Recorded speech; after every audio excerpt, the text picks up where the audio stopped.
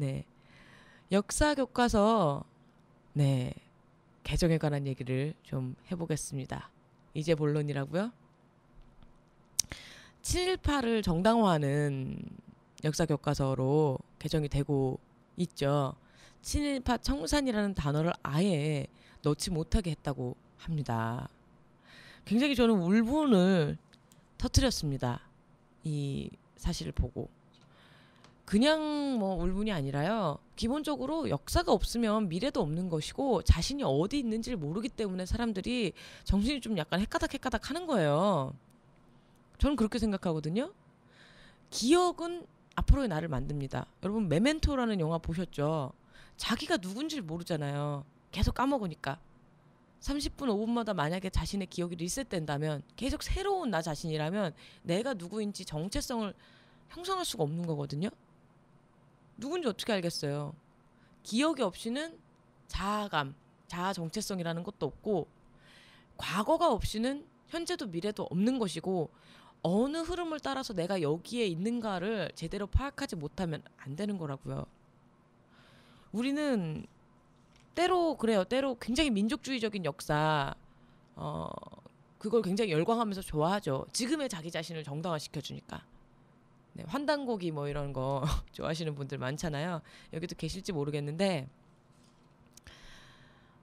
우리나라 좋은 나라, 우리나라 백이민족, 뭐 우리나라는 최고고, 우리나라는 이미 옛날에 뭐 치우천왕 시대에 뭐 저 광활한 대륙을 지배했었고 이런 식의 역사 있죠. 민족주의적인, 굉장히 민족주의적인 우리나라가 최고고 그런 역사도 사실은 자기 열등감을 정당화하는 역사입니다. 이런 것도 전 지양해야 된다고 생각해요.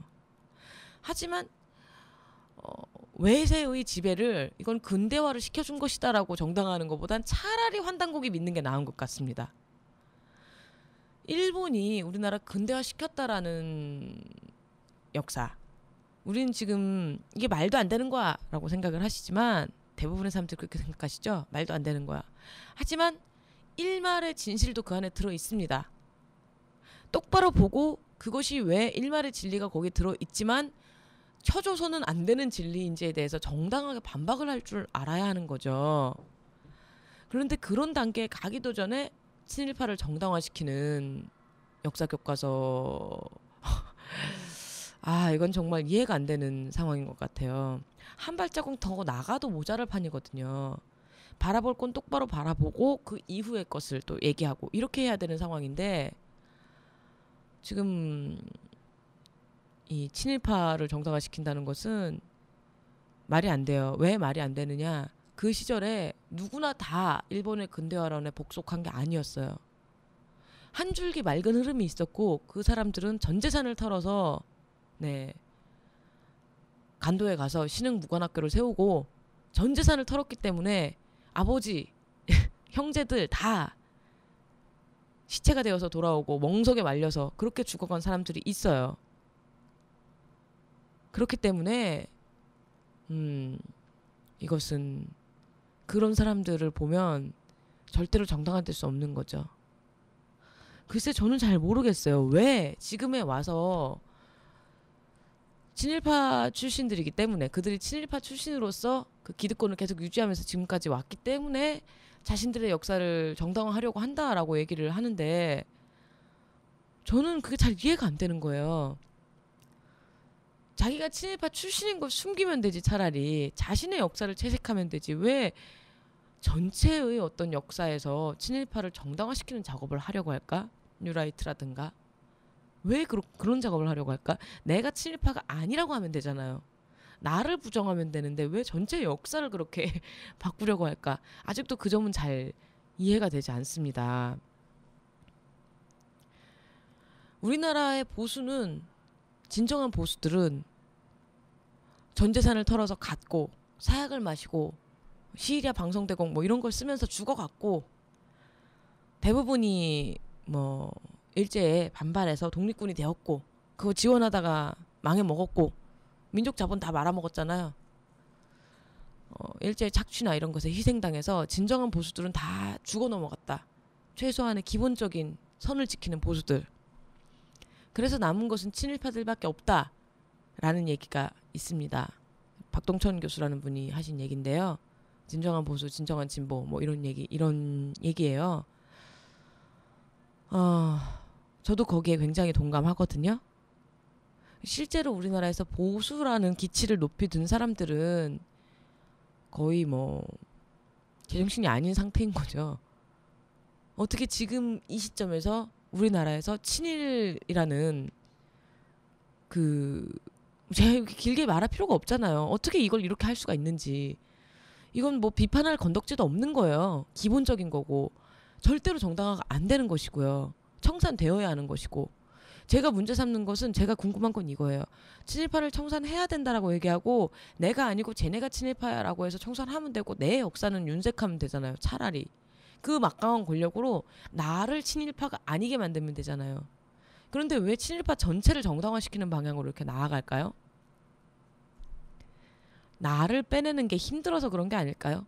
도도한 유장한 역사의 물결에서 나를 빼내는 것이 힘들기 때문에 차라리 커다란 사기를 치려고 애쓰는 것이 아닐까, 전 그렇게 생각해요.